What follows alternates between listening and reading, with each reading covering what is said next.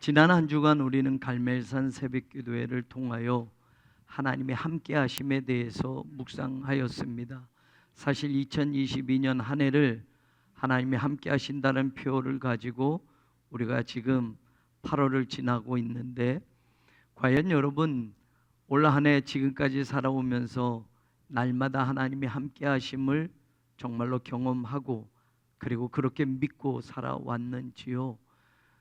일이 바쁘면, 삶의 조건과 형편이 변화되면, 더 나빠지면 함께 하신다고 약속하신 하나님의 약속을 잊어버리고 우리는 그 삶의 조건이나 삶의 내용에 우리 자신을 집어넣고 포기하고 절망하고 눈물 흘리고 좌절할 때가 사실 많았습니다.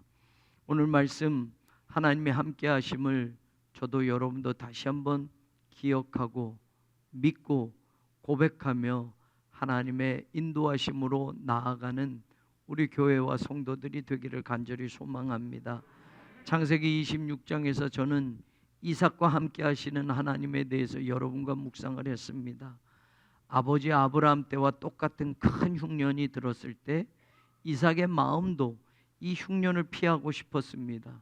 당시 사람들이 늘 그랬던 것처럼, 아버지 아브라함도 그랬던 것처럼 잠시니까, 이 흉년의 때에 먹고 사는 문제가 가장 중요하니까 애굽으로 잠시라도 피했다가 와야 되겠다라고 생각했던 아브라함처럼 이삭도 그리 생각했던 겁니다. 그런데 하나님이 이삭을 찾아와서 애굽으로 가지 말아라. 내가 너에게 지시하는 이 땅에 네가 머물러 있어라. 내가 너와 함께 있겠다라고 약속을 합니다.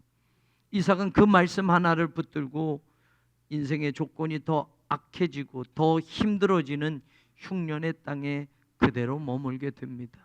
형편과 처지는 나아진 것이 아니라 잠시 애굽으로 피하면 나일강의 풍부함으로 인해서 먹고 사는 문제를 잠시 해결하고 돌아오기만 하면 되니, 이삭도 그리 생각했지만 하나님의 애굽으로 가지 말라 하셨기에, 내가 너와 함께 하겠다는 그 약속을 이삭이 붙들었기에 이삭은 그 팔레스타인 땅에 그대로 머물게 됩니다. 그랬을 때 하나님은 그 해에, 흉년이 들었던 그 해에, 그 땅에 흉년이 들었던 그 땅에서 100배의 축복을 이삭에게 허락해 주셨습니다. 그러나 복이 그것만이 아니었습니다. 하나님의 사람이 잘되니 블레셋 사람이 시기하게 되었고, 시기로 끝나지 않고 그의 것을 빼앗기 시작합니다. 이삭은 쫓겨납니다. 성읍에서 살던 이삭이 골짜기로 쫓겨나게 되었습니다.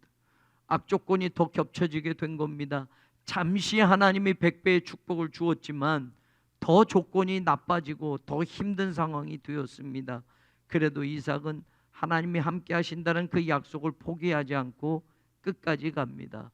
그랬을 때 하나님이 더 이상 블레셋 사람들이 쫓아오지 못하고 하나님이 넓히시는 르호봇의 축복을 줍니다. 르호봇에서 드디어 하나님이 우리에게 번성케 하실 거야, 하나님이 축복하실 거야, 하나님이 우리를 이렇게 넓히셨으니 이곳에서 우리들이 번성하게 될 거야 라고 이삭은 고백합니다. 그러나 하나님이 함께 해주신다면, 이 어려움을 뚫고 르호봇까지 왔다고 한다면 하나님이 함께 해주심을 믿고 또 다른 신앙을 도전하게 됩니다. 그럼 브엘세바로 가게 되었고, 마침내 브엘세바에서 하나님의 은혜를 덧입어 자기를 쫓아냈던 그랄의 왕 아비멜렉이 쫓아오고 군대 장관이 쫓아와서 이삭에게 간청하는 역전된 삶을 경험하게 됩니다. 우리가 보니 너를 빼앗고 너를 쫓아내고 너를 박해하고 아무리 그래도 하나님이 너와 함께 하심을 우리가 보게 되었고, 진짜 너야말로 하나님이 복 주는 사람이구나 라는 그 고백을 세상으로부터 이삭이 듣게 됩니다. 한 나라의 왕으로부터 한 개인이 항복 선언을 듣게 되는 놀라운 축복을 허락해 주셨던 겁니다. 사랑하는 여러분, 하나님이 이삭만 함께 하시고 우리와는 전혀 관계 없으시게 하나님이 그런 하나님이실까요? 아니요. 이삭에게도 함께 하셔서 그런 축복을 주셨다면 오늘 이 시대에도 어떤 인생의 악조건에도 하나님이 함께 하신다는 약속을 붙드는 성도들에게도 하나님 그 은혜를 부어주시고 그 축복을 허락해 주실 줄로 믿습니다. 출애굽기 33장에서는 금송아지를 숭배했던 이스라엘 백성들에게 하나님이 진노하십니다. 그리고 모세에게 말씀합니다. 내가 너희들과 함께 가지 않겠다. 너희들이 목이 곧은 백성이라 내가 너희들과 함께 하게 된다면 이런 불신에 대해서, 이런 불충에 대해서, 이런 목이 곧은 행동에 대해서 내가 너희를 죽일까 하노라. 그러니 내가 너희들과 같이 가지 않는 게 나을 거야 라고 하시는 뜻에서 하나님은 모세에게 함께 가지 않겠다고 선언을 합니다. 그러나 모세는 하나님 앞에 꿇어 엎드려 간청합니다. 하나님, 수백 년의 애굽에서 종살이해서 우리들이 하나님의 은혜로 시작한 거 아닙니까?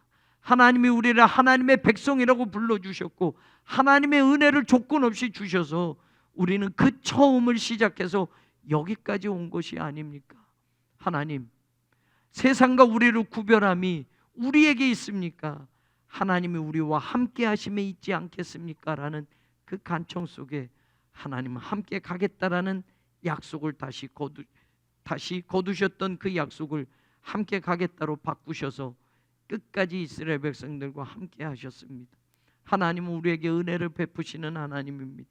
어쩌면 우리의 삶의 자리로 본다면 하나님을 기쁘시게 할 것보다는 하나님의 마음을 아프게 할 것이 이스라엘 백성들처럼 더 많음에도 불구하고 하나님은 끝까지 함께 가겠다라는 이 선언을 물리지 않으시고 하나님의 은혜를 베푸셔서 우리와 동행하심을 이스라엘 백성들의 삶에서도 보여주셨던 것처럼 오늘 우리의 삶의 여정에도 하나님이 끝까지 함께 하실 것을 우리가 믿을 수 있기를 간절히 바랍니다.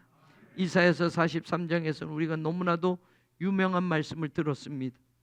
너를 창조하시고 너를 지으시고 너를 구속하시고 너의 이름을 지어서 너를 불러주신 하나님이 네가 물 가운데로 지날 때에도, 네가 강을 건널 때에도, 불길을 지날 때에도 사르지 못하고 침몰하지 못하도록 너와 함께 하겠다 약속해 주셨습니다.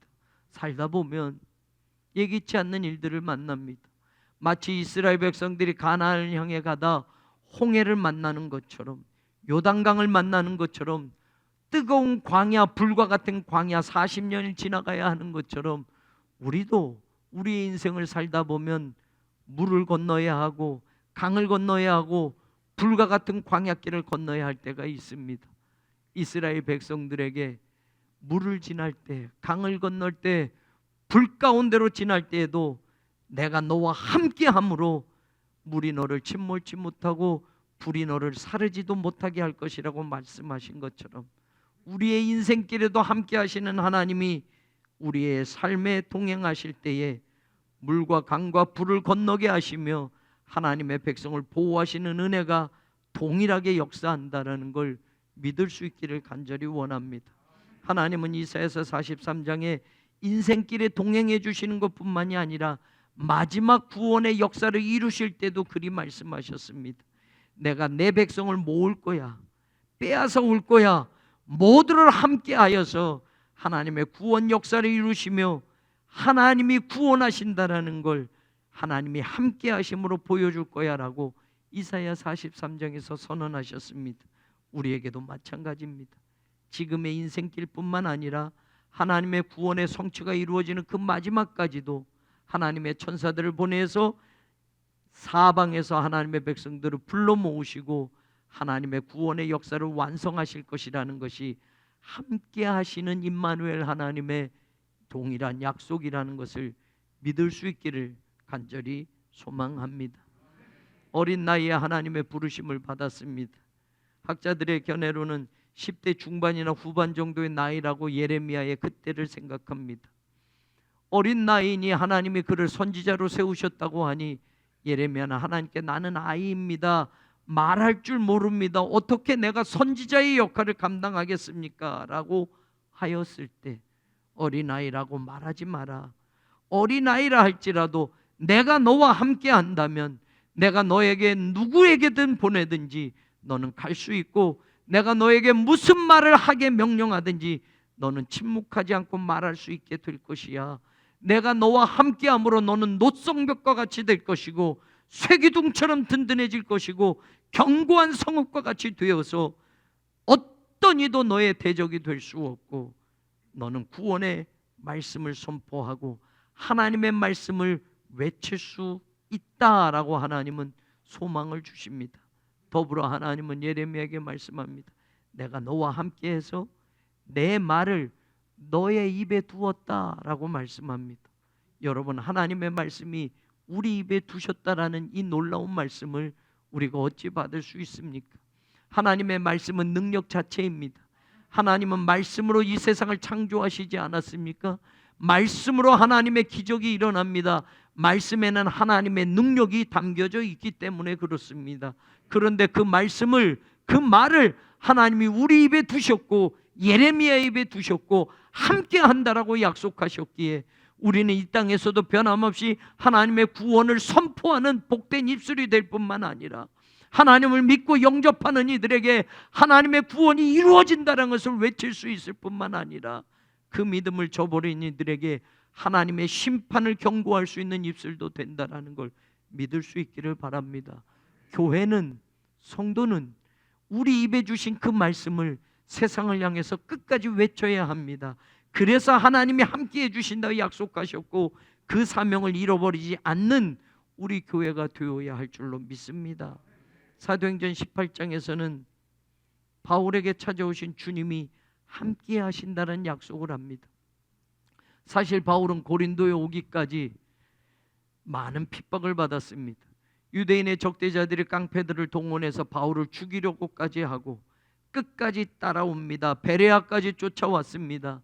위기 가운데 이제 바울은 아테네로 넘어가서 아테네에서도 또 복음을 전합니다. 아테네에는 철학자들이 많았습니다. 지식인들이 많았습니다. 수준 높은 사람들이 많았습니다. 지식으로 치자면 바울도 누구에게 뒤지지 않는 사람이었습니다. 바울이 지식적으로, 학문적으로 하나님의 말씀을 변증하며 그 철학자들에게, 그 지식인들에게 복음을 전했지만 결과는 참담했습니다. 단지 성경의 표현들을 보면 몇 사람밖에는 그 말씀을 믿지 않게 됩니다.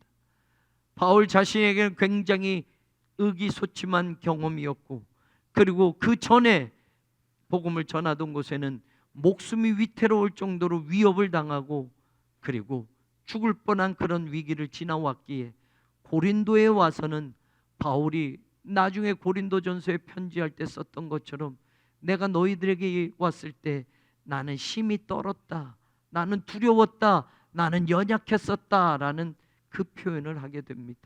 열심히 해보려고 했는데, 하나님의 말씀을 최선을 다해서 전해보려고 했는데 1차 전도여행도 마치고 2차 전도여행까지 왔는데 바울은 자신의 힘으로는 견딜 수 없을 엄청난 시련과 박해를 받았고, 자기가 학문을 동원해서 수준 높게 복음을 전해도 그 복음의 효과는 미미했던 것을 보면서 한없이 연약한 존재라는 것, 한없이 그 폭고와 그 반대와 그 대적자들 앞에 두려워 떨고 있었다라는 자신을 고백하게 되었습니다. 그날 밤 주님이 바울을 찾아오셨던 겁니다. 내가 너와 함께 해주마. 누구를 만나든지 두려워하지 말아라. 침묵하지 말고 말해라 라고 말합니다. 이 성에는 내 백성이 많다라고 말합니다. 사실 여러분, 고린도에는 약 50만 명이 당시에 살고 있었습니다. 50만 명의 대부분은 당시에 고린도에 아프로디테 신전이 있었고 그 큰 신전에서 우상을 섬기며 살았던 겁니다. 영적으로, 성적으로, 육적으로 타락한 인생을 살았던 사람들인데 하나님은 그들을 내 백성이라고까지 말합니다. 50만의 인구 가운데 3분의 2는 노예들이었습니다. 세상적으로 보잘것없는 인생을 살던 사람들이었습니다. 그러나 하나님은 그들을 내 백성이라고 말하고 이곳에서 누구를 만나든지 두려워하지 말고 침묵하지 말고 내가 너하고 함께 있을 터이니 외치라고 말하고 복음을 전하라고 말합니다. 의기소침했던 바울, 연약하고 두려워 떨고 있었던 바울이 고린도에 1년 6개월을 머물며 2차 전도 여행 기간에 거의 2분의 1에 해당하는 기간을 고린도에서 주님이 함께 하심을 믿고 복음을 전했을 때에 놀라운 역사가 일어났던 것을 우리는 보게 됩니다. 오늘 저와 여러분 우리 교회를 향해서도 주님은 함께 하신다고 약속함을 믿으시기를 바랍니다. 주님이 함께 하심으로 복음의 사역을 이루어가는 교회가 되고 성도가 되기를 주의 이름으로 축원합니다.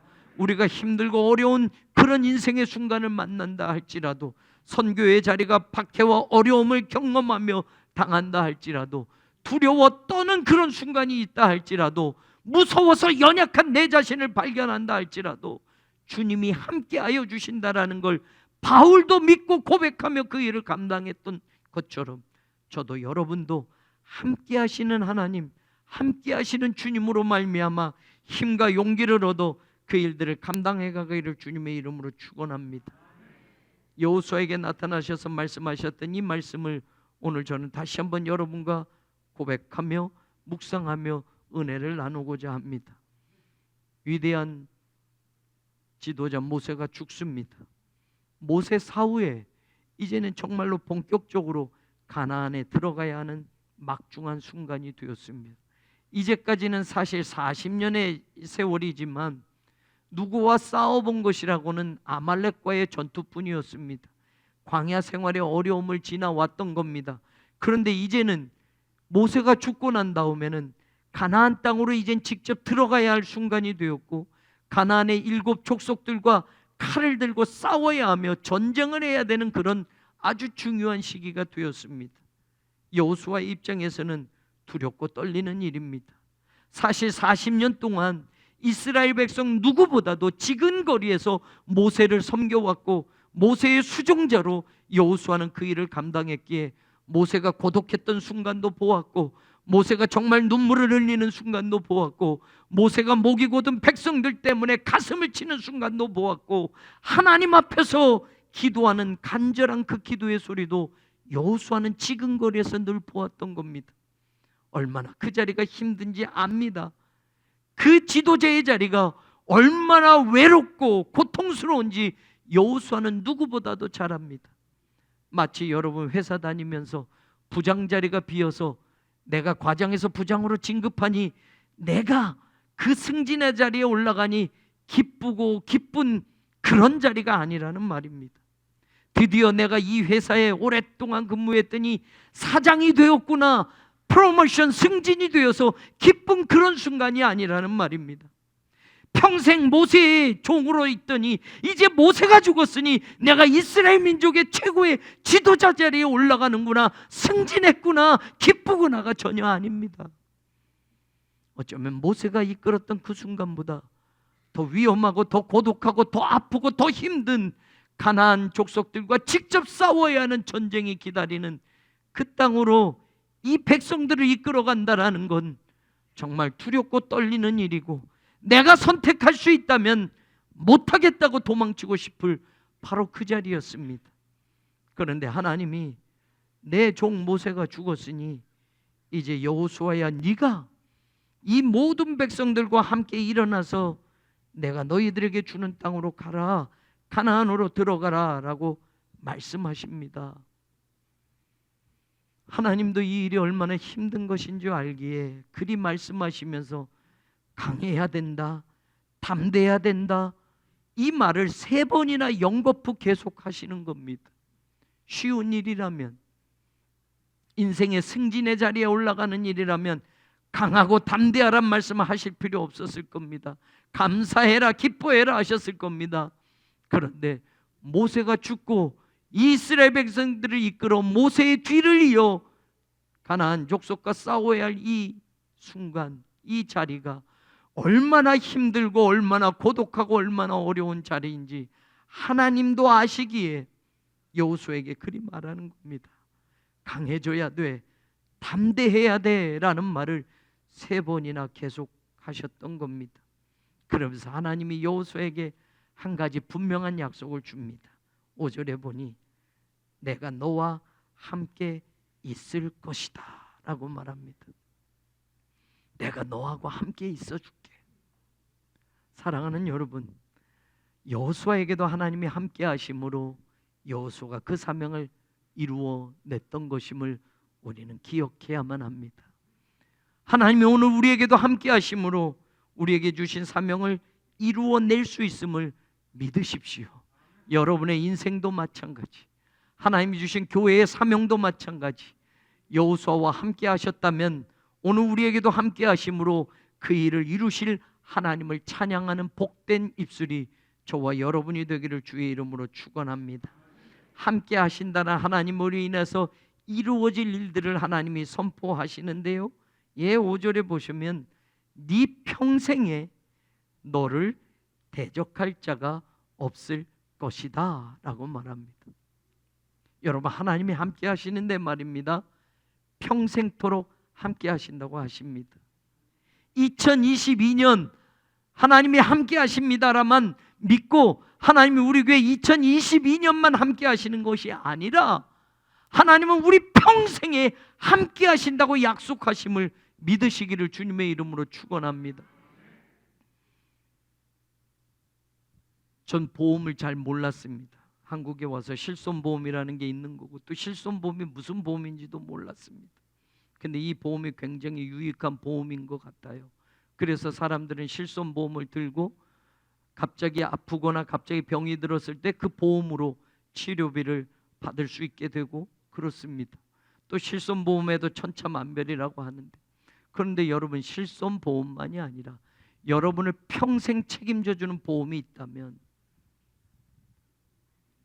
그런데 여러분 한 푼도 여러분은 내지 않아도 된다고 한다면 이 보험 가입 안 하시겠습니까? 좋은 실손보험이면 내가 불입하는 돈이 월별로 많이 늘어날 겁니다.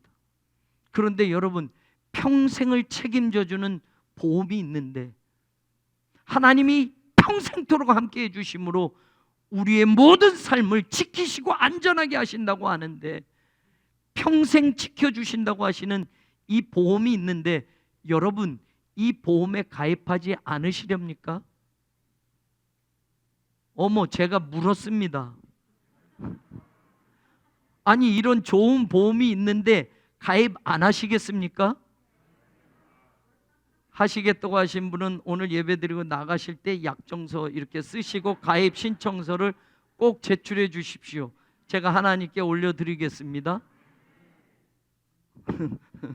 그때 나가실 때 전도사님들 그 가입 신청서 어딨어? 묻지는 마시고, 여호수아에게 지금 그리 말씀하시고, 내가 너와 함께 할게. 그런데 함께 하심으로 말미암아 여러분, 평생에 너를 대적할 자가 없게 할 거야 라고 말합니다. 내가 너와 함께 함으로 네 평생 내가 너를 책임져 줄 거야 라고 말합니다.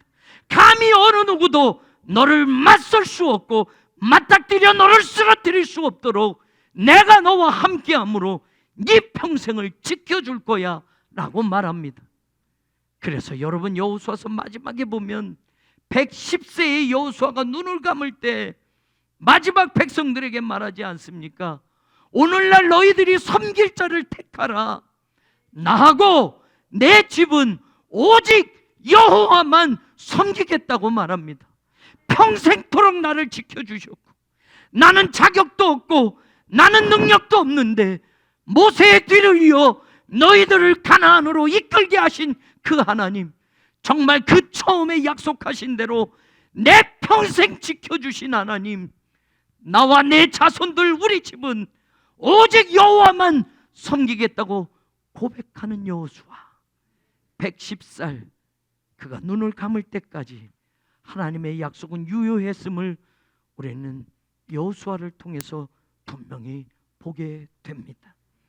하나님의 함께 하심을 믿으십시오. 평생에 대적자가 없게 하실 것이고 평생토록 우리를 지켜주실 하나님임을 믿으시기를 주님의 이름으로 간절히 축원합니다. 5절 중반절에 보니 함께 하시겠다고 하시는 하나님이 또 하나를 더 말씀합니다. 내가 모세와 함께 있었던 것 같이, As I was with Moses, so I will be with you. 내가 모세와 함께 있었던 것 같이 너하고도 함께 해줄 거야 라는 말씀입니다. 여러분, 모세가 위대한 줄 알았습니다. 모세가 능력이 많은 줄 알았습니다. 모세가 그렇게 이스라엘 백성을 지도할 수 있었던 것은 예전에 애굽의 왕자로 살았기 때문에, 애굽의 모든 학문을 배웠기 때문에, 그가 똑똑해서, 그가 남들보다 뛰어나서 그렇게 위대한 지도자였는 줄 알았습니다. 아니에요. 하나님이 그와 함께 했었기 때문에 모세는 위대한 지도자로 쓰임 받을 수 있었던 겁니다. 젊은 시절에 애굽의 모든 학문을 배웠다고요?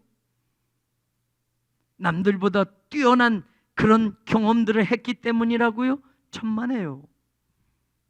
80살 노구의 몸을 이끌고 살아가는 그때까지도 40년 동안을 미디안 광야에서 처갓집 살이하면서 아직도 80살에 장인의 양을 치는 그런 사람이었습니다.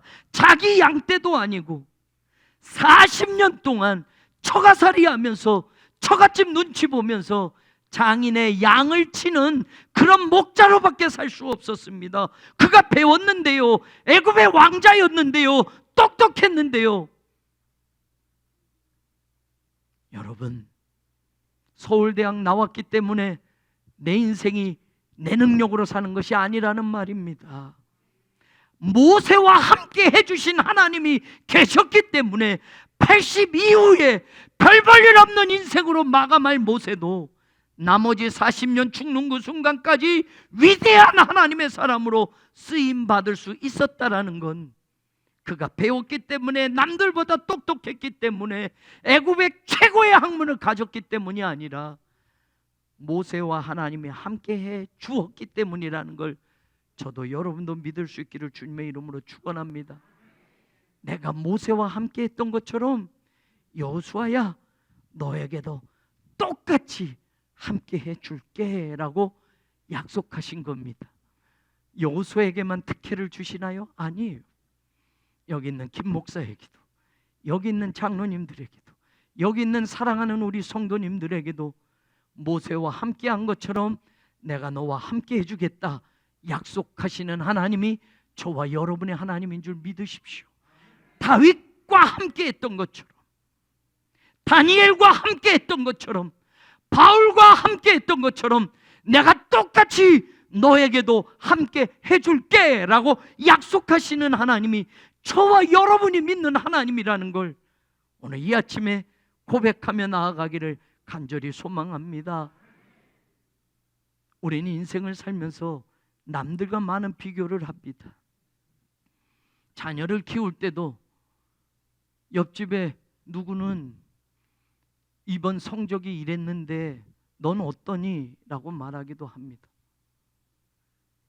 옆집에 누구 남편은 요번에 나한테, 아니 내 친구한테 이렇게 해줬다는데 당신은 비교합니다. 걔 나보다 공부도 못했어. 학교 다닐 때 나보다 진짜 공부도 못하고 걔는 날마다 껌만 씻고 이렇게 했던 애야. 그런데 지금 남편 잘 만나서 좋은 차 타고 다니고 강남에 아파트가 걔네 사는 집이 몇 평짜리인 줄 알아?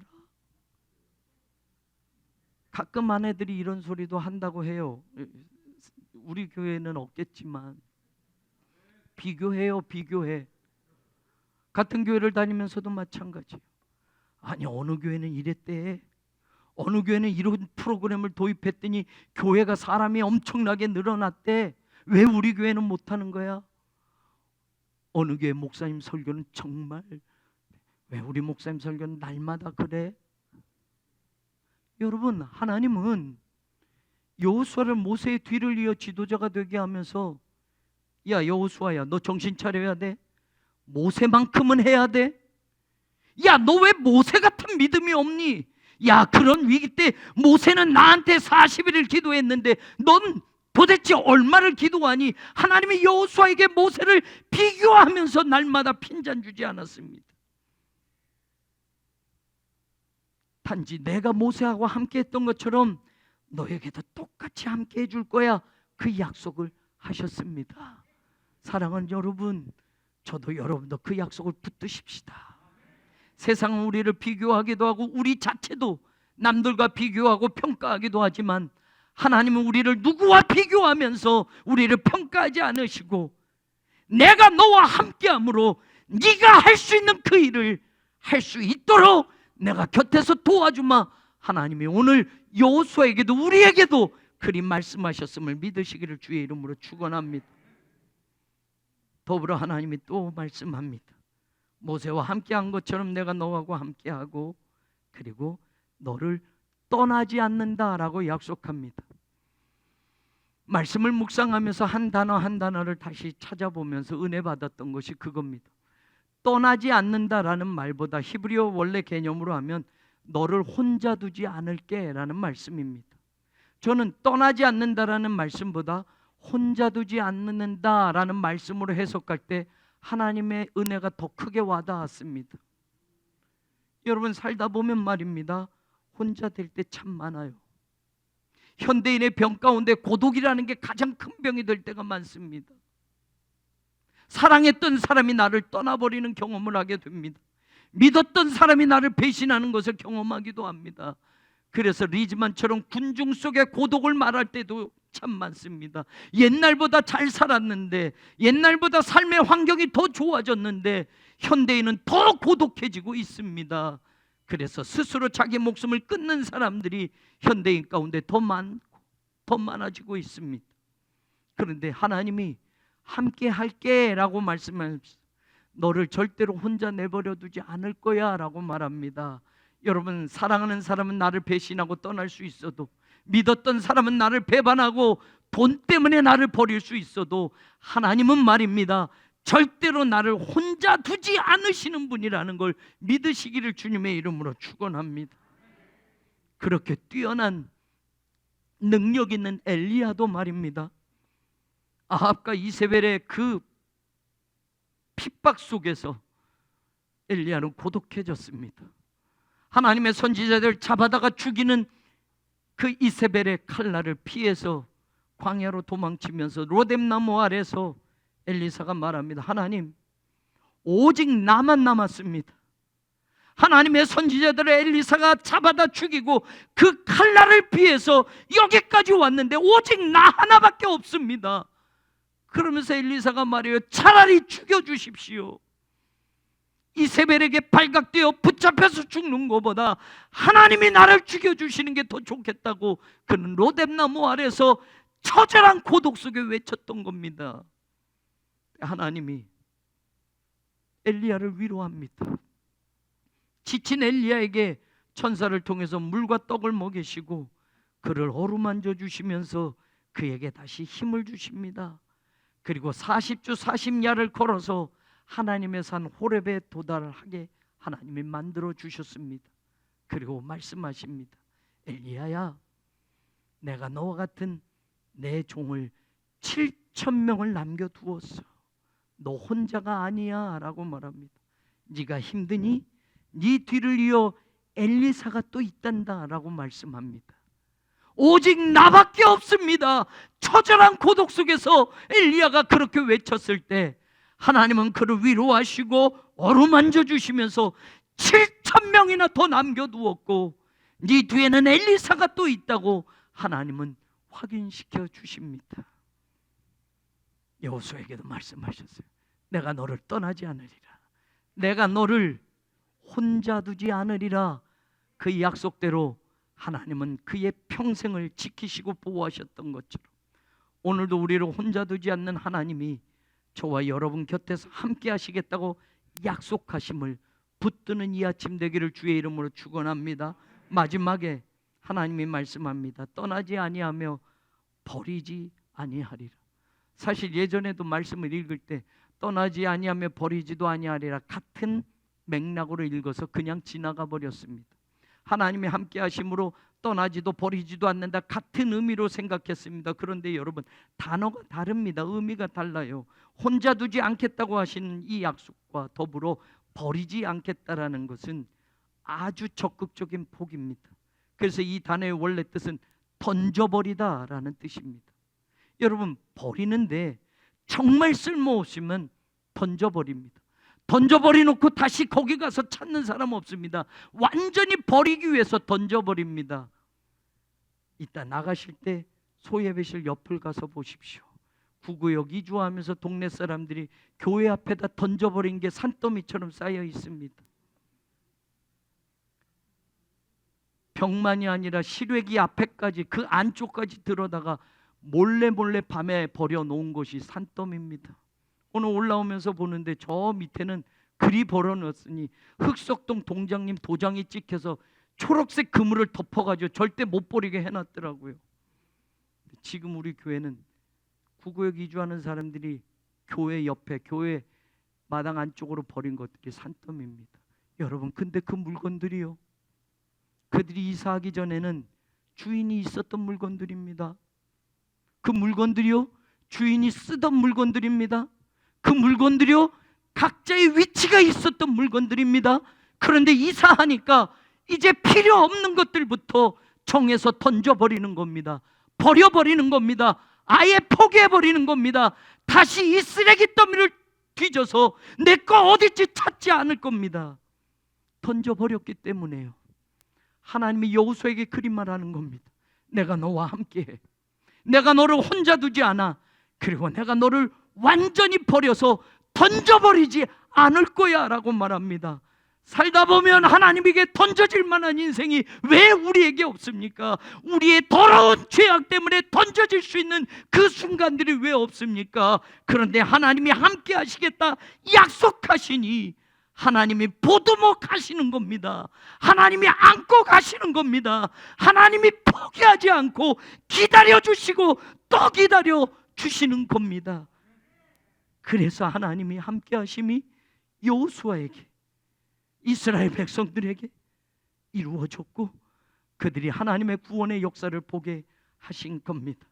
사랑하는 여러분, 오늘 함께 하시는 하나님이 저와 여러분의 하나님이며, 지난 한 주간 새벽 묵상에서 여러분과 나누었던 그 모든 함께 하시는 하나님이 그들의 하나님이 아니라 오늘 저와 여러분의 하나님이라는 걸 다시 믿으시고, 어떤 인생의 조건에도 실망하거나 좌절하거나 포기하지 마시고 함께 하시는 하나님과 여러분의 남은 생애를 강하고 담대하게 살아가기를, 우리 새로운 교회 남은 선교의 역사를, 선교의 지평을 더 넓혀가며 하나님이 기뻐하실 이 시대의 그런 교회로 우리가 함께 섬기며 나아가기를 우리 주님 예수 그리스도의 이름으로 간절히 축원합니다.